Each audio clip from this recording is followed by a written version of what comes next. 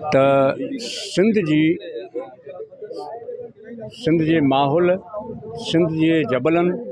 सिंध जी जेको ज़रई ज़मीननि ते जेका असां सेटेलाइट टाउन,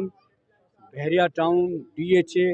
ऐं ॿिया जेके हाउसिंग जा प्रोजेक्ट आहिनि, उन प्रोजेक्टनि जे ज़रिए सिंधी माण्हुनि खे सॼी सिंध में ख़ासि तौर ते हैदराबाद खां वेंदे कराची ताईं में अक़लियत में तब्दील करण लाइ ही जेके प्रोजेक्ट शुरू कया विया आहिनि, उन प्रोजेक्टनि जी असां इंतिहाई ख़तरनाक जो नतीजो निकिरंदो, जंहिंमें जेके इंडिजीनियस माण्हू आहिनि उन्हनि जा वसीला उन्हनि खां खसिजी वेंदा, उन जूं ज़रई ज़मीन उन्हनि खां खसिजी वेंदियूं, उन्हनि जा पहाड़ खसिजी वेंदा, उन्हनि जी रेती बजरी नदियूं नाला खसिजी वेंदा। उन खां ई सिंध जो समूंड, सिंध जा मैंग्रोव फॉरेस्ट जा ॿेला इहे खसिजी वेंदा। इन हवाले सां असां ही रैली कढी एहतजाज करे पूरी दुनिया खे अपील था करियूं त पाकिस्तान जे अंदरि